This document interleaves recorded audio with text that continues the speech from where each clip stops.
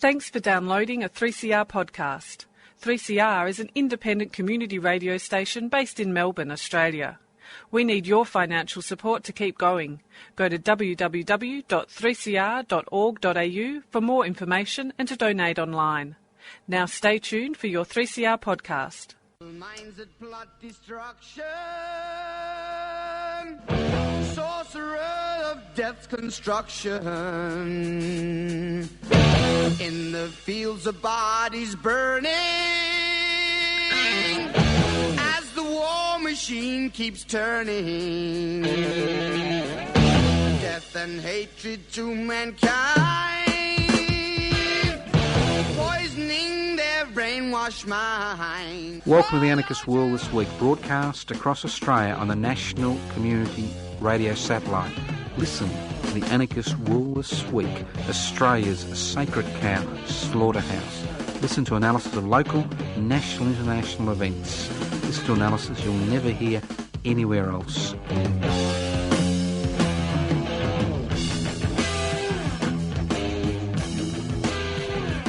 Here we are, the Anarchist World This Week, the day before Eureka Day. So we're going to be self-indulgent today. I don't care what's happening in the real world. Today it's all about Eureka because we're very keen to see all our listeners from all over Australia walk, fly, drive, sail to the reclaim the radical spirit of the Eureka Rebellion celebrations in Ballarat on Thursday, the 3rd of December. But on a more, so if you wonder what anarchy is all about, an anarchist society is a voluntary, non-hierarchical society based on the creation of political and social struggles, based on equal decision-making power, that's direct democracy. The people involved in the decision make that decision and appoint or elect delegates to coordinate those decisions at a local, regional or national level. It's a society where wealth is held in common. As I said today, it's a Eureka Day because I think it's important that we remember our history. Because in order to understand the present, we need to reclaim the past. And in order to change the future, we need to understand the present and reclaim the past. And for far too long in this country, forces have been the same forces that have tried to deny the brutal colonisation process which led to the dispossession of peoples who had lived on this planet, lived on this continent for over 40,000 years, that it's time that we reclaimed our history because nobody else is going to reclaim that history.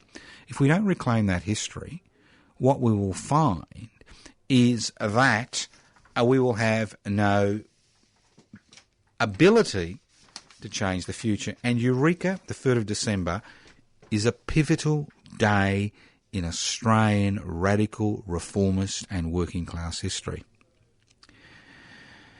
The 161st anniversary of the Eureka Revolt provides an opportunity to reassess the significance of what occurred in Ballarat on Sunday, the 3rd of December, 1854. It's both ironic and depressing that in 2015, the events that have helped to shape the consciousness of both a people and a nation are still dismissed by many as a revolt about mining licences. Now, we have been running, the Anarchist Institute has been hosting the Reclaim the Radical Spirit of the Eureka Rebellion celebration since 2002. This is our 14th year. And the reason we organised these celebrations, because when we went up in 2000 and 2001 to join the celebrations, there were none. Nil. Eureka had almost been forgotten. Ballarat, a city which makes its fortune from the Eureka story, pays lip service to the revolt. And more importantly, there were forces in Australian society which attempted to dismiss that revolt, that rebellion, that revolution as little more than a riot about mining licences.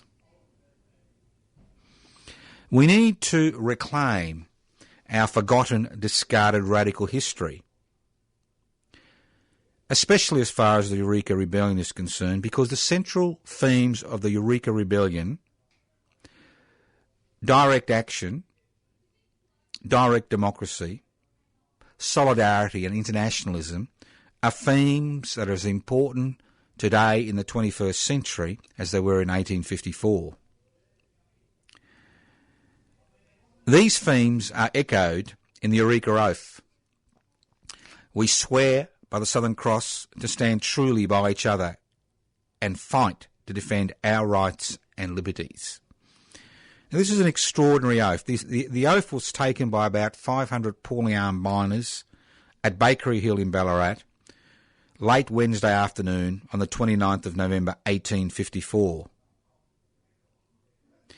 At the foot of the very same flagstaff that saw the Southern Cross first raised that morning at a monster meeting of over 12,000 miners and their supporters.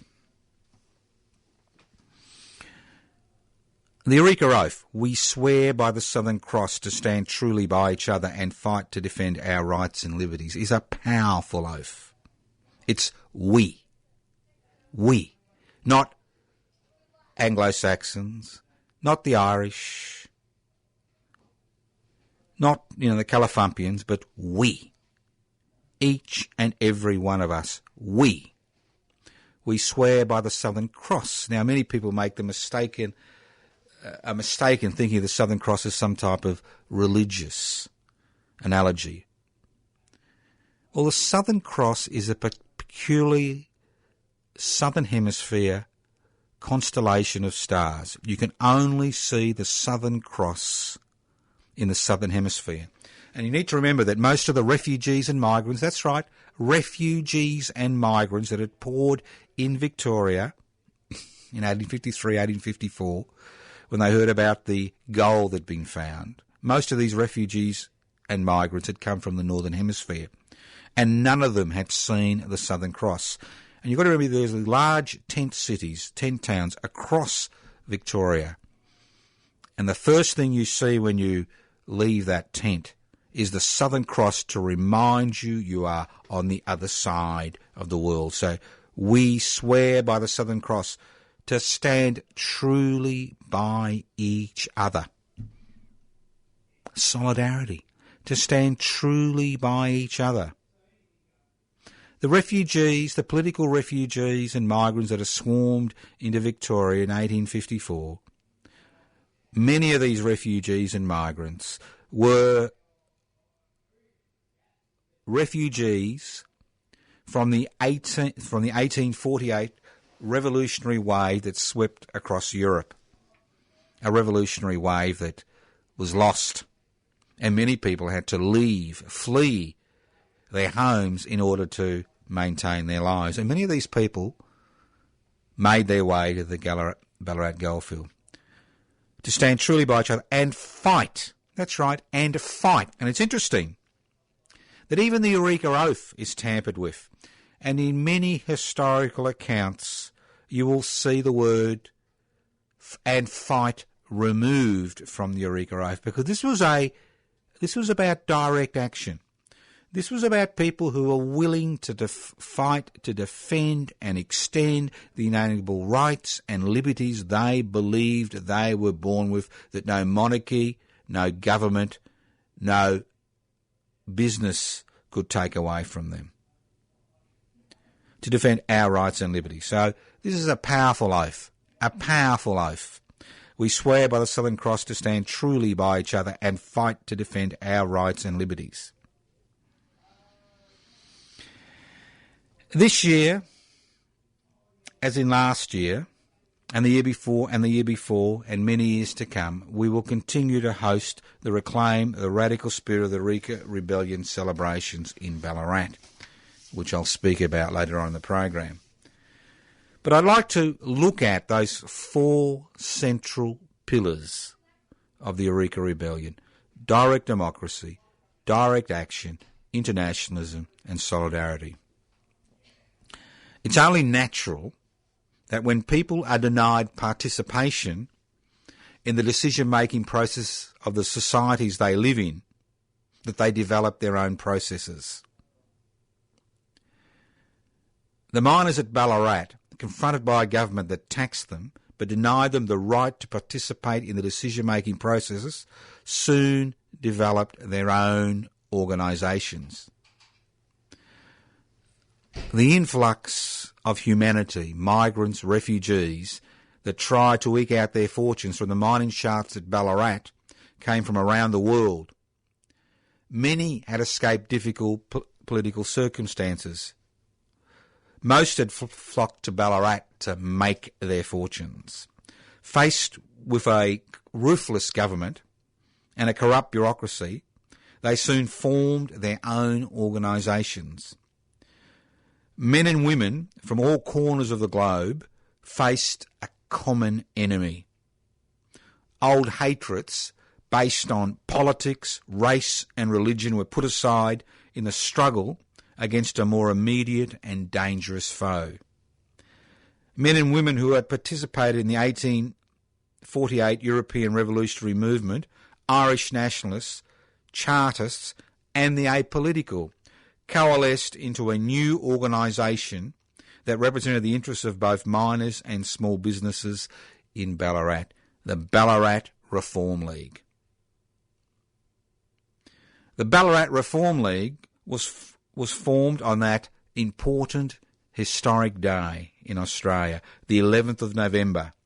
It was formed at a monster meeting on the 11th of November 1854 at Bakery Hill, where over 12,000 miners flocked to the monster meeting to give their assent to the formation of the Ballarat Reform League, an organisation which represented their interests. The Ballarat Reform League was born as a result of ordinary people taking matters into their own hands and directly making decisions about what was important to them. They did this through direct democratic principles, adopting principles and objectives that recognise the people. That's right, the people are the only legitimate source of political power. The meeting at Bakery Hill on the 11th of November 1854 adopted a number of principles and objectives that clearly challenged the powers of the state. That it is the inalienable right of every citizen to have a voice in making the laws he is called on to obey. That taxation without representation is tyranny. That being, as the people have been hitherto unrepresented in the Legislative Council of the Colony of Victoria, they have been tyrannised over, and it becomes their duty, as well as interest, to resist and, if necessary, to remove the irresponsible power which so tyrannises over them. That this colony has hitherto been governed by paid officials upon the false assumption that law is greater than justice, because forsooth it was made by them and their friends and admirably suits their selfish ends and narrow-minded views. It is the object of the League to place power in the hands of responsible representatives of the people to frame wholesome laws and carry on an honest government. That it is not the wish of the League to effect an immediate separation of this colony from the parent country, if equal laws and equal rights are dealt out to the whole free community, but that if Queen Victoria continues to act upon indirectly dictating obnoxious laws for the colony under the assumed authority of the royal prerogative, the Reform League will attempt and endeavour to supersede such royal prerogative, as the people are the only legitimate source of all political power. But that's the prelude, the preamble to the Ballarat Reforms League's constitution. Between the formation of the Ballarat Reform League at Bakery Hill on the 11th of November 1854 and the destruction of the movement in a sea of blood on the 3rd of December 1854, the mass meeting played a pivotal and central role in the Eureka movement. All power evolved from the mass meetings. The legitimacy of the movement's leaders and its aims and objectives were related to the direct participation of diggers, shopkeepers and inhabitants in mass meetings. Delegates with limited mandates were appointed or elected to carry out the wishes of those present at the mass meeting. Monster meetings were a feature of life in Ballarat. On the 1st of November 1854, over 15,000 inhabitants, and there are only 25,000 people in Ballarat at that particular point in time, gathered at Bakery Hill to protest the arrest of Andrew McIntyre, Thomas Fletcher and Henry Yorkie for complicity in the burning of Bentley's Hotel. It was both natural and appropriate. The Ballarat Reform League was created through structures the miners were familiar with. Mass meetings allowed the people affected by a decision to make that decision. The next monster meeting occurred on Wednesday the 29th of November. Under the newly hoisted Southern Cross flag, over 12,000 people gathered to listen to reports from the delegates they had appointed to raise their grievances with Governor Hotham in Melbourne. Unhappy with their delegates' lack of success with the Governor and their violent encounter the previous day with the 12th Regiment, participants in the mass meeting were ready to escalate their struggle. The Ballarat Reform League's division between a moral and a physical force component gave people a stark choice. The diggers, keen to resist the increasing military presence on the goldfields, chose the physical path. Humphrey, they had elected on the 11th of November, had lost what moral authority he had. The events that occurred on the Ballarat gravel pits the following day, when the authorities continued their licence hunt with the aid of the military forces that had been sent to Ballarat, was the last straw.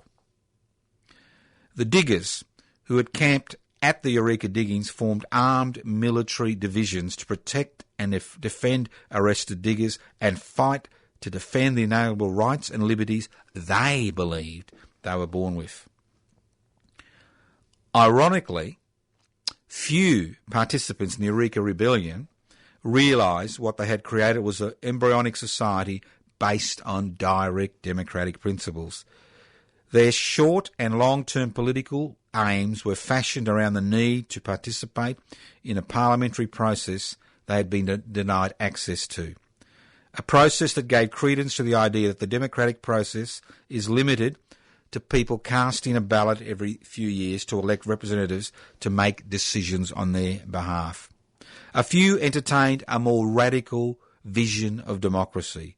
Understanding the significance of what's happening, Henry Seacombe, the editor of the Ballarat Times, the only man who was jailed for sedition, wrote, when the Ballarat Reform League was formed, that the League was not more or less than the germ of Australian independence, that it had the potential to become an Australian Congress.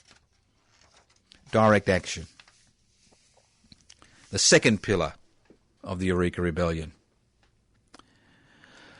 Direct action, in its simplest terms, means that people believe they are able to manage their affairs better than those that are doing it for them. Many of the Eureka miners had lost faith in both the bureaucracy and the colonial authorities. Faced with daily attacks from a bureaucracy that was actively pursuing state policies that threatened both the miners' interest and their safety, the scene was set for a struggle that challenged the colonial authorities' power to use force to impose the state's will on the Ballarat diggings. And it's quite interesting to remember that when gold was first found in Victoria, the Victorian Legislative Council and the Governor had a choice. And they made the wrong choice. They had a choice. They could tax those that had found gold, or they could issue licences to people who wanted to look for gold. And the squatters who dominated the Legislative Council, The very people who are responsible for the destruction of the people that had lived on this part of the earth for over 40,000 continuous years chose to levy a fee, a monthly fee of £5 on each person who was prospecting for gold. That's what they chose to do. And they chose to do that for one very good reason, because they were frightened that the underpaid labourers which ran their sheep farms would run away to the goldfields. And they believed that if there was a large impost, personal impost, on people digging for gold, that they would be able to retain their cheap labour and continue to make a fortune from the monopolisation of the ownership of land which they had stolen less than 20 years previously through some of the most horrendous mechanisms of dispossession of people who had lived on this land for over 40,000 years. So they set the scene for the Eureka Rebellion, because if a tax had been levied on the amount of gold that was found, not on each individual miner, I am quite confident what occurred in Ballarat on the 3rd of December 1854 would never have happened. So in many ways you can blame it on the squatters, who for too long had had it their own way, who wished to monopolise, lock up the lands in their hands so they could continue to extract the maximum profit for the least amount of effort. The ability of the Ballarat miners to challenge the state was based on the need of citizens of a frontier society who were actively pursuing a policy of dispossessing the local indigenous population through the use of force to have access to firearms. In 1854, Victoria and the state's traditional monopoly on the use of force was undermined by the need of people living in a frontier society to have ready access to firearms.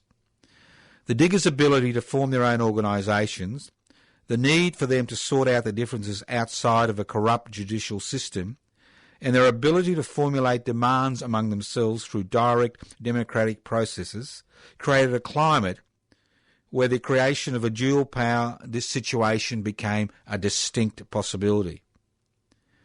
The only thing that stood between the Eureka miners controlling their own affairs was the military might of the British colonial authorities. Faced with the possibility of a rebellion spreading to other Victorian goldfields, and possibly even Melbourne itself, Governor Hotham, a naval disciplinarian, was appointed governor to quickly lance the social carbuncle growing on the goldfields. A direct confrontation between the much-hated and poorly armed Joes, who were using 1840 constabulary carbines and triangular socket bayonets, would have resulted in a quick rout of the foot and mounted police. A confrontation with the British Army was another matter. As the challenge to the colonial authorities' power increased, Governor Hotham began to flood the area with well-armed and disciplined British troops. Both the 40th and 12th Regiment were armed with the more modern 1842 percussion musket, which could fire 2 rounds a minute. The 40th Regiment mounted military force carried light cavalry swords, 1844 carbines and single-shot percussion pistols. On the 29th of November, around 500 poorly armed miners gathered at Bakery Hill. They marched to Eureka and set up the stockade. They spent the next few days procuring arms, electing their own officers, and setting up a hastily erected enclosure. Saturday the 2nd of December was spent drilling and procuring horses and arms. About 1,500 armed men were in the enclosure that evening. By the time the 12th and 40th Regiment and foot and mounted police attacked the stockade the next morning, the number of miners in the stockade had dwindled to around 120. Faced with a determined onslaught by well-armed troops, the miners soon gave way to the overwhelming firepower directed at them. Major General Sir Robert Nicholl arrived at Ballarat 2 days after the battle, with the rest of the 12th and 40th Regiments, as well as a naval contingent that had 2 6-pounder field pieces and 2 12-pounder howitzers. The comprehensive military victory on the Ballarat goldfields did not spell the defeat or end of direct action. Paradoxically, the concentration of so much military power in Ballarat made Hotham's administration in Melbourne extremely vulnerable.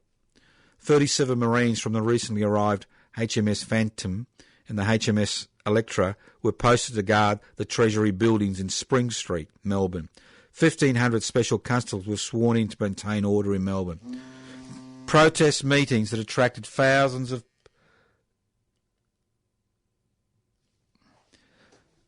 the Ballarat miners' decision. Protest meetings that attracted thousands of people were held in Melbourne and on the goldfields in the days following the slaughter. The Ballarat miners' decision to directly challenge state power by challenging the state's monopoly on the use of force had paid dividends. Faced with a restless population that was willing to directly confront the state, faced with the problem of not having the military muscle to assert its authority, and faced with a major loss of credibility, the colonial authorities were forced by the Ballarat miners' use of direct action to find a political solution to a problem to which there was no military solution.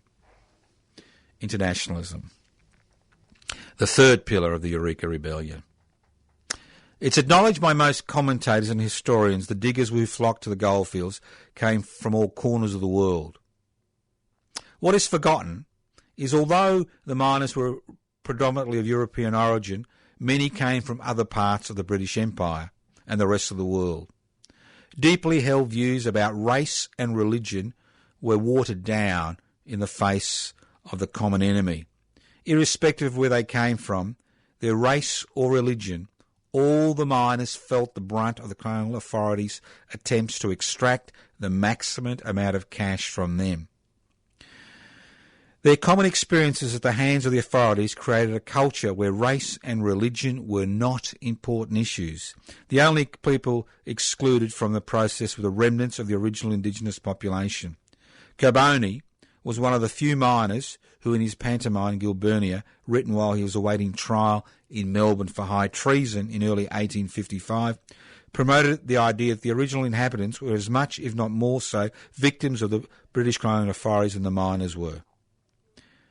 The international nature of the Eureka movement is highlighted in the Eureka Oath. We swear by the Southern Cross to stand truly by each other and fight to defend our rights and liberties. An extraordinary statement for 1854. In a period when God, King and Country were the dominant ideological themes of the world, the oath began with the word we, everybody on the goldfields, irrespective of where they came from, their race or nationality or religion, were welcomed into their movement.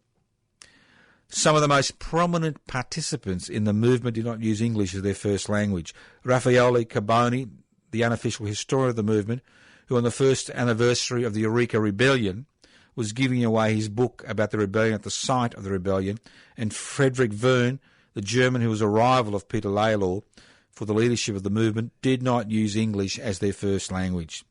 3 of the 13 members of the Council of War for the Defence of the Miners, Edward Fonen, a Jew from Elbertfield, Prussia, Raffaele Carboni from Urbino, Italy, and Frederick Wern from Germany, came from non-English-speaking parts of the world.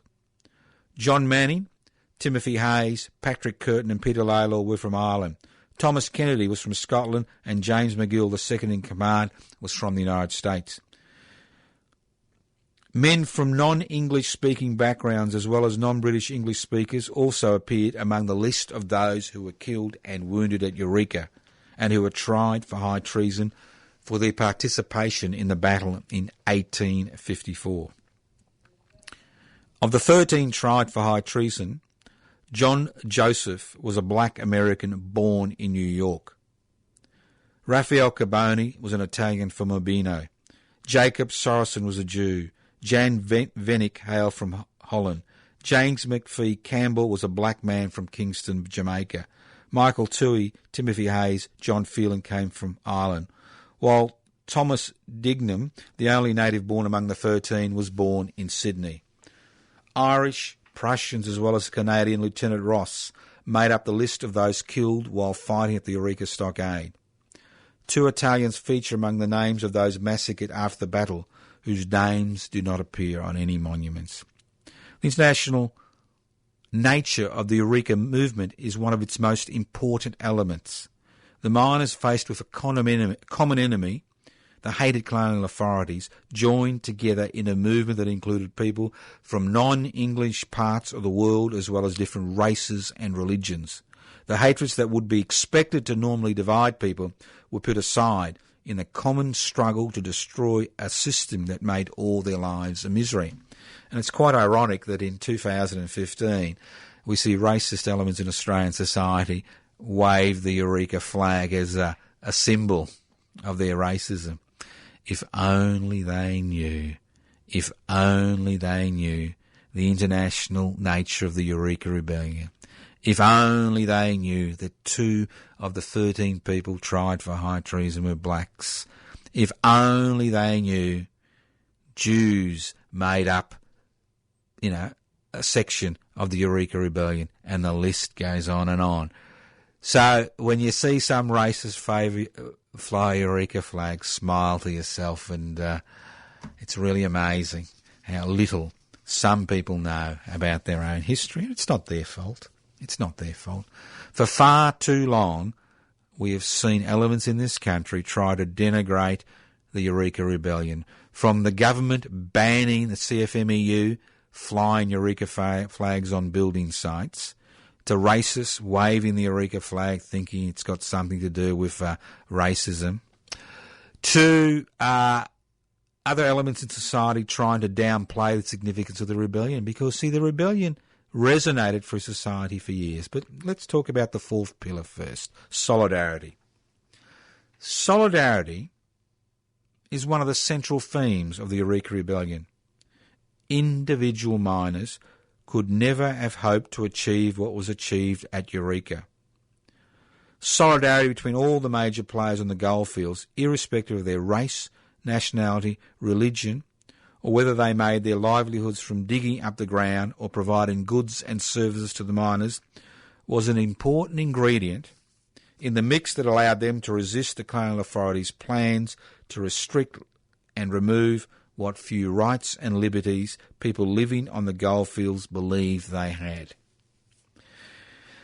The participants in the Eureka Rebellion understood the importance of solidarity. The central role solidarity played in the movement is both outlined in the Eureka Oath. We swear by the Southern Cross to stand truly by each other and fight to defend our rights and liberties, and in the actions the participants in the rebellion took to protect each other from the colonial authorities' actions. Digger licence huts by the police were met with stones and the occasional gunshot. Every time diggers were arrested, taken away, fined and imprisoned, the anger on the goldfields increased. The local newspapers, especially Henry Seacombe's Ballarat Times, threw their support behind the diggers. The Ballarat Times printing presses were used to produce many of the flyers that were posted up around Ballarat, advertising the monster meetings that were held at Bakery Hill. The diggers were especially upset when 10 of their number were singled out and arrested for burning down Bentley's hotel. 3 were eventually charged and imprisoned for their role in the riot which led to the burning of the hotel. Governor Hotham, well aware that discontent was not just limited to Ballarat and that he faced a possible insurrection on the goldfields, did his best to ensure the better armed Americans did not join the revolt. The Americans' favourable treatment before the courts before the revolt and the lack of charges laid against those Americans like James McGill, the deputy commander of the revolt, reinforced people's opinions that a deal had been done between the American consul and Hotham, which resulted in only a few of the better armed Americans becoming involved in the Eureka Rebellion. As justice piled on injustice, as inquiry after inquiry didn't come up with any real answers, as the licence hunts intensified, and the military took an active part in the hunts, and as the level of official corruption increased on the goldfields, the miners were forced to rely on themselves. Solidarity became more and more important. Faced with a network of government spies and government attempts to use the legal system and the military to put down the unrest on the goldfields, many of the people working on the claims and providing goods and services to those on the Ballarat diggings were forced to form their own organisations, arm themselves, and eventually use these arms to protect themselves against the state. The situation at Ballarat progressed to armed rebellion because those living in Ballarat were concerned about their neighbours' safety as well as their own. Their shared oppression and the inability or unwillingness of the colonial authorities to resolve their concerns, the daily injustices meted out to individuals within their community by a hostile and indifferent administration, provided the spark that convinced the miners the only way the colonial authorities would take notice of them and their grievances was by burying their differences and working together as a single, united movement that believed an injury to one was an injury to all. So why do we reclaim the radical spirit of the Eureka Rebellion? Why is it so important that we reclaim that spirit? Why do we go to the trouble of every year of organising an event that begins at 4 a.m. and ends at 10 p.m. on the 3rd of December 1854? For one very good reason. The Eureka Rebellion didn't end on the 3rd of December 1854. Within 12 months of the rebellion, the 13 men tried for high treason were all acquitted. The leaders of the revolt were in Parliament: Humphrey, Lalor, Carbone. All the demands of the miners were met. And why were they met?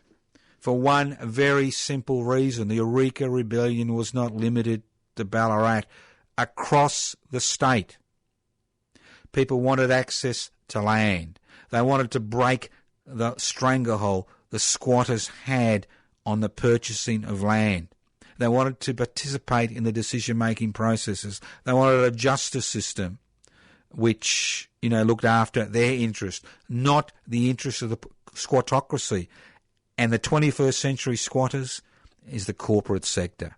No difference. No difference. The situation is becoming more and more similar every day.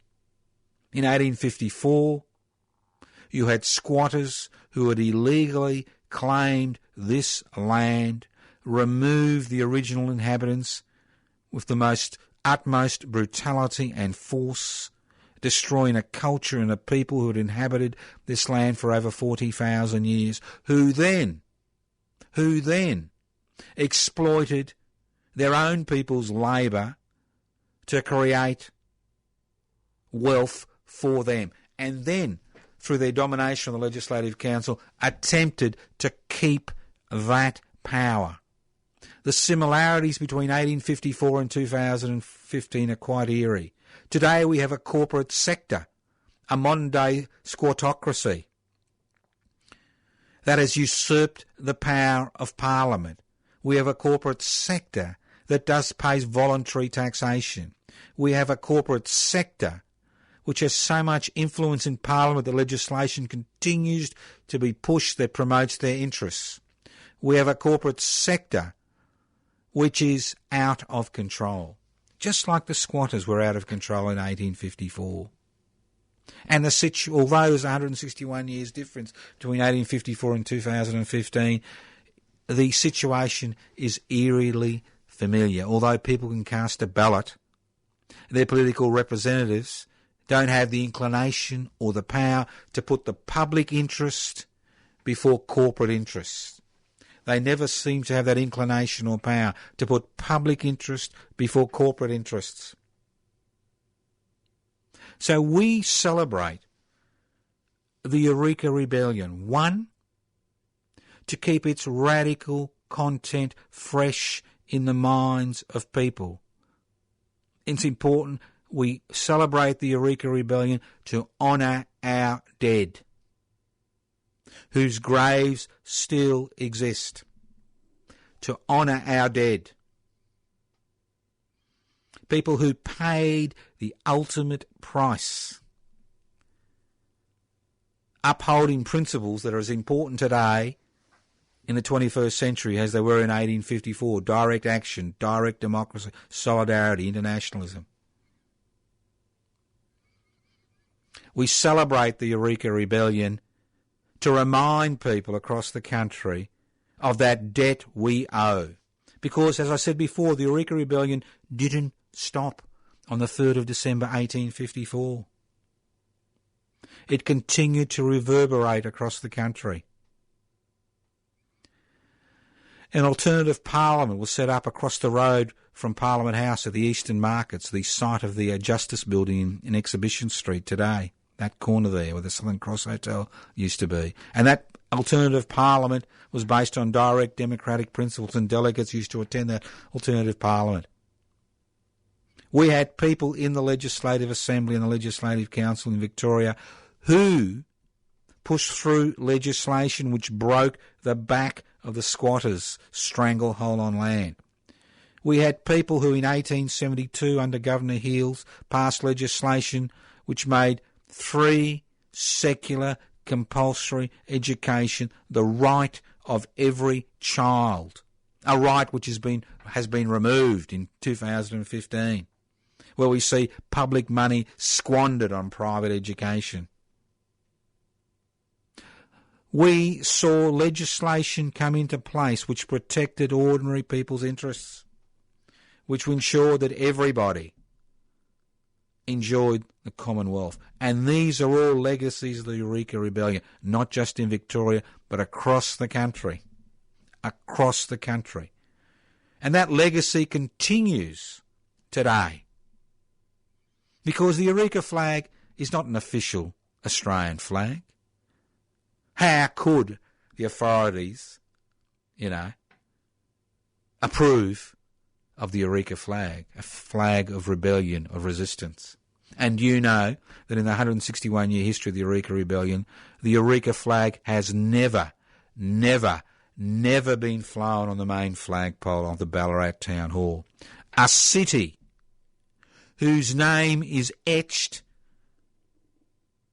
on the minds of Australians because of the Ballarat, because of the Eureka Rebellion, a city that profits from the Eureka Rebellion, a city that uses the symbols of the Eureka Rebellion, to badge itself, refuses year in and year out to fly the Eureka flag on the main flagpole on the Town Hall, even on the 160th anniversary last year or the 150th anniversary in 2004. A city that denies the importance of that celebration, a city that does nothing to honour the dead and to mark the day. A city that runs the other way when they see the radical spirit of the Eureka Rebellion people take over their streets and raise the Eureka flag as the flag of resistance. That's what the issue is. So what's happening? What's happening on the 3rd of December? Well, hopefully you've been listening, because it's a little bit late to turn up. But take the day off. If you're working, take the day off. Tell the boss you'll work on the Queen's birthday holiday, but you will not work on Eureka Day. That is your holy day. That is your day of remembrance. That is the day you honour the spirit of the Eureka Rebellion. That is the day when you remember. That is the day when you remember the past and you use that past to understand what's happening today and use that past to change the future. So, this year's celebrations, 4 a.m. to 10 p.m. at Stations of Eureka. Thursday, the 3rd of December, the 161st anniversary celebrations at the Eureka Stockade site, which is the corner of Stawell and Eureka Streets, Ballarat. when you go to Eureka Park, you'll notice down in the gully is the Museum of Australian Democracy at Eureka, a nice big building down the gully. Up on top of the hill, at the corner of Eureka and Stall Street, are the cannons, the Eureka cannons, which were set up in 1884 to mark the 30th anniversary of the Eureka Rebellion. Where the cannons are is the exact site of the Eureka Stockade. It is the site of the Eureka Battle. It is the site which the Eureka survivors pointed to as that site. And it makes sense that if you're going to have a stockade, you'd have it on a hill. You wouldn't have it in a gully. So join us at Eureka Park at 4 a.m. for a very simple ceremony which lasts 2 hours. And we have it at 4 a.m. because at that particular moment in time, both the Southern Cross and the Morning Star, the symbol of West Papua independence, are up in the sky together. We have it at 4 a.m. because that was the time the soldiers and police came down from the police encampment near where the Ballarat art gallery is today and walked down in the cover of darkness to the Eureka Stockade site. And we'll be there from 4 a.m. to 6 a.m. We'll form a simple circle. There'll be flags and lanterns and banners. And everybody at that ceremony will be asked why they're there, who they are, why they're there, what it means to them, why they have made that effort. And this year is last year. Community Radio 3CR, 855 on the AM dial, will be streaming live this 2-hour ceremony from 4 a.m. to 6 a.m. So if you can't make it to the Eureka site on the 3rd of December, don't despair. Set your alarm clock. You can get it on the computer, 3cr.org.au. It streams live on 3cr.org.au. So it doesn't matter where you listen to this program. If you want to listen to the Eureka Dawn Ceremony, come and join us. At daybreak, just before daybreak, at around 5:30 a.m, we will see the burning of the effigy. And the effigy this year is of a man who is in the news today, Mr. Peter Dutton, the head of the Immigration Department, the head of Border Force, the head of an organisation which sends back the letters of pen children from the Preston Primary School to children in the detention centre at Broadmeadows in Melbourne, sends back their letters because they don't want to have any outside contact. He's the head of a department which refuses to let nuns, Catholic nuns, from taking out the children on excursions, which they've done for years. So a fitting effigy to burn at 5:30 a.m. on the 3rd of December. 6 a.m, we walk about 25 metres to the Eureka Hall, an old-fashioned building from the 1930s. The Eureka Hall was created at Eureka Park as a centre where people could remember the Eureka Rebellion. We have a common breakfast between 6 a.m. and 9 a.m. We don't cater. Bring your own food and drinks. More importantly, bring some extra food and drinks for other people who may have not have enough for themselves. So bring along some food and drinks for breakfast. At 9 a.m. sharp, we march from Eureka Park to Bakery Hill to reaffirm the Eureka Oath and to present the Eureka Australia Day medals at Bakery Hill. And this year we're presenting 7, not 6, Eureka Australia Day medals. And we've got people who range from Irene Bolger to Gillian Collins to Richard Tate, and the list goes on. And we'll give a full list of people next week. So come along. If you can't make it to the dawn ceremony, make it to Bakery Hill. And let's not forget, Bakery Hill, that little piece of land where the flagpole stands, where the Eureka flag flies all year in Ballarat, would not have existed if it wasn't for the much maligned Builders Labourers Federation of Victoria placing a green ban on the development on the hill, because it was the council's intention to develop all over Bakery Hill, to McDonaldise Bakery Hill.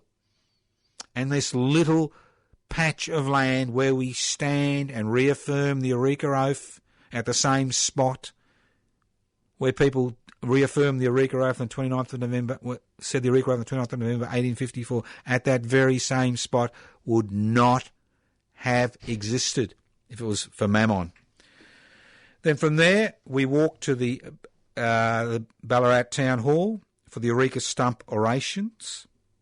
And then we walked to the old Ballarat Cemetery to pay our respects to all those who died in the Eureka battle, who are buried at the old Ballarat Cemetery. Please bring flowers. It's ironical that in 2015 you go to the soldiers' graves, flag, flowers. You go to the Eureka grave, nothing. It's up to us to fly the Eureka flag on their flagpole. It's up to us to cover the gravesite with flowers, to highlight to people that their sacrifice was not in vain. So join us. Then a light lunch outside the cemetery. Then we walk from the old Ballarat Cemetery, the Museum of Australian Democracy at Eureka, to view the Eureka flag. And between 2 and 3 p.m, we'll be at the museum, discussing the flag, the significance, what it means. Afternoon tea at 3 p.m, and then 7 to 10 p.m, the Eureka annual dinner.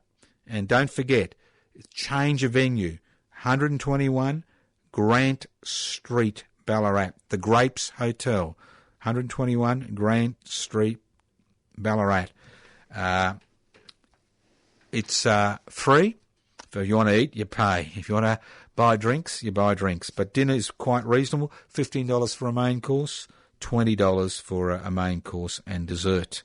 Now, the guest speaker will be Brett Edgington, the Secretary of the Union's Ballarat and Western Region, and he will be talking about the role the 1854 Eureka Rebellion continues to play in the 21st century Australian trade union movement, and entertainment will be by the West Papuan Black Orchids String Band. So if you can't make anything else, come up for the dinner. 7 p.m. to 10 p.m, the Grapes Hotel, 121 Grant Street, Ballarat. 121 Grant Street, Ballarat. You don't have to ring anybody, just turn up. And if you're in Katoomba on Saturday the 5th of December, join us for the Pikeman's Dog event, which will be at the Old Katoomba Library, 5th of December, 7 p.m, 81 to 83 Katoomba Street in Katoomba. Yours truly is the guest speaker, and I'll be talking about the significance of the Eureka Rebellion and also the role the Pikeman's Dog has had in the public imagination in keeping the Eureka spirit alive. You'll be listening to The Anarchist World this week, broadcast across Australia on the Community Radio Network. This program has been streaming live on 3cr.org.au. Hopefully you listen in to the dawn ceremony on 3CR, 3cr.org.au, on the morning, 4 a.m. on the 3rd of December. Hopefully we'll see you in Ballarat.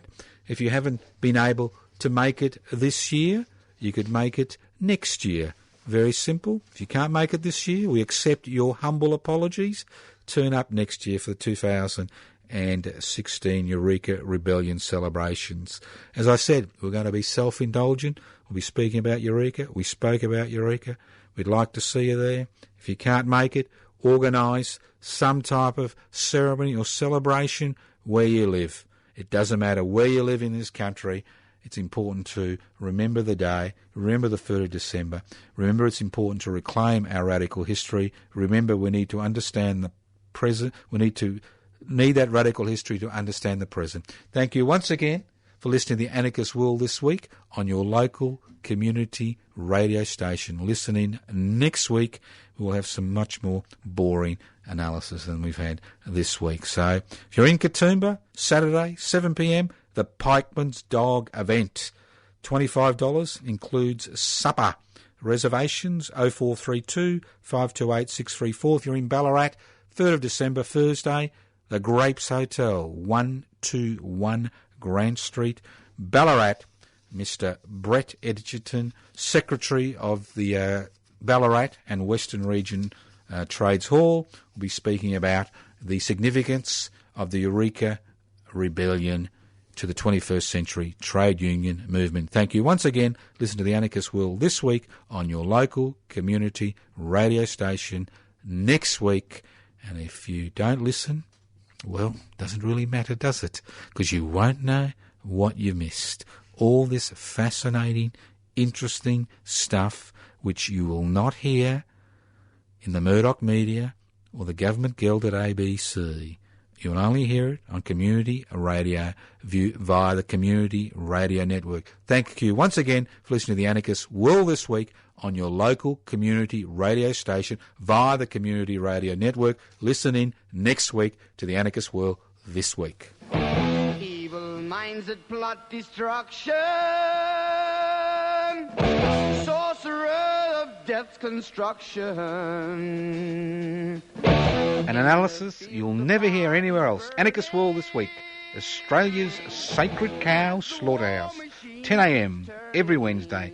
Listen to the Anarchist World this week for an up-to-date analysis of local, national and international events. Poisoning their brainwashed minds. Oh, Lord, yeah.